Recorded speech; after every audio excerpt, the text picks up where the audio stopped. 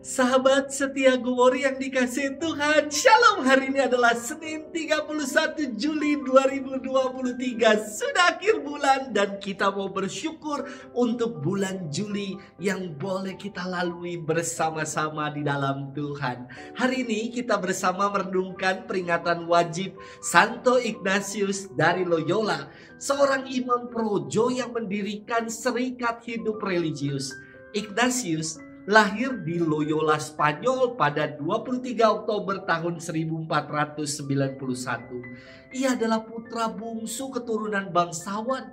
Pada tahun 1517, Ignatius menjadi tentara Spanyol di usianya saat itu 26 tahun. Ia mengalami luka parah akibat serangan tentara Prancis di Pamplona pada 20 Mei tahun 1521. Segera akibat luka itu, Ignatius dilarikan ke rumah sakit dan pada masa pemulihan, masa itulah menjadi masa yang penuh rahmat bagi Ignatius. Awalnya, ia ingin menghabiskan seluruh waktu di rumah sakit dengan membaca buku-buku dengan tema patriotisme, nasionalisme. Namun di rumah sakit hanya tersedia buku mengenai kisah Santo Santa. Dengan berat hati, Ignatius akhirnya membaca pula buku Santo Santa itu. Akibatnya lambat laun hidup rohaninya bertumbuh dan ia meninggalkan hidup keduniawian untuk seutuhnya menjadi tentara Kristus. Meditasi dan perjalanan rohani Santo Ignatius termuat dalam sebuah buku berjudul Latihan Rohani yang hingga kini masih relevan dan sering digunakan untuk retret-retret umat dan para religius. Ia mendirikan serikat hidup bakti bernama Serikat Yesus dengan sebuah moto yang terkenal, Ad Maiorem Dei Gloriam, yang berarti demi kemuliaan Allah yang lebih besar. Ignatius wafat pada 31 Juli tahun 1556 dan ia diangkat menjadi pelindung semua kegiatan rohani. Hari ini kita merenungkan firman Tuhan yang diambil dari Injil Matius 13 ayat 31 sampai dengan 35. Mari kita siapkan hati kita. Haleluya, haleluya, haleluya. Dengan rela hati Allah telah melahirkan kita oleh sabda kebenaran, supaya kita menjadi anak sulung ciptaannya. Haleluya, haleluya, haleluya. Tuhan bersamamu dan bersama rohmu. Inilah Injil suci menurut Matius. Dimuliakanlah Tuhan. Sekali peristiwa Yesus membentangkan perumpamaan ini. Hal kerajaan surga itu seumpama biji sesawi yang diambil dan ditaburkan orang di ladangnya. Memang biji itu yang paling kecil di antara segala jenis benih. Tetapi apabila sudah tumbuh, sesawi itu lebih besar daripada sayuran lain, bahkan menjadi pohon sehingga burung-burung di udara datang bersarang di cabang-cabangnya. Dan Yesus menceritakan perumpamaan lain lagi.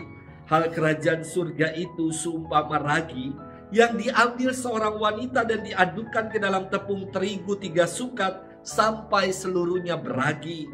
Semuanya itu disampaikan Yesus kepada orang banyak dalam perumpamaan, dan ia tidak menyampaikan apapun kepada mereka kecuali dengan perumpamaan.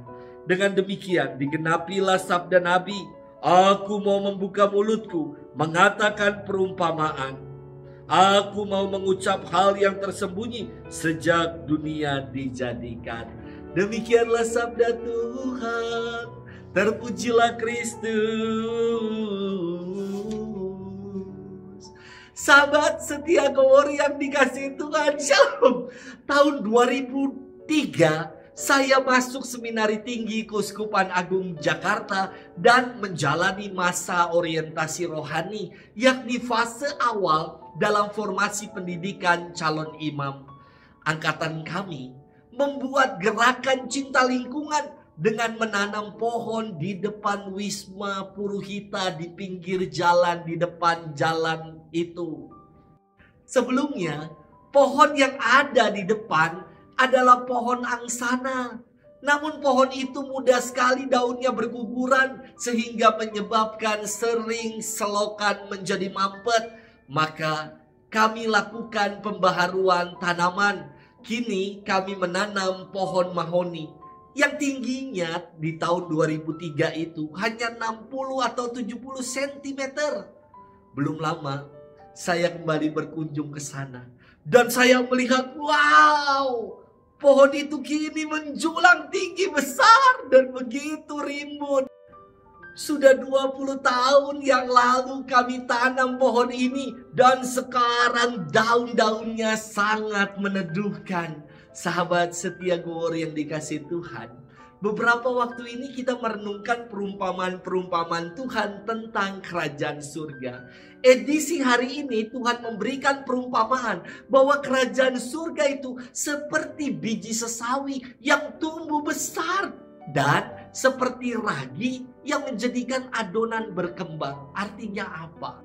Kerajaan surga itu digambarkan sebagai sesuatu yang hidup dan bertumbuh. Biji yang paling kecil di antara segala jenis biji kini menjadi pohon besar, dan adonan yang dicampurkan dengan ragi berkembang menjadi besar. Demikian juga dengan kelompok para murid. Awalnya hanya kelompok kecil, namun semakin bertumbuh dan menjadi besar. Sahabat setia Gowori yang dikasihi Tuhan, kerajaan Allah itu bukan soal langit ketujuh, bukan soal tempat yang tinggi dan mengawang-awang. Kerajaan Allah dalam surat Rasul Paulus kepada jemaat di Roma, Roma 14 ayat 17 dikatakan demikian.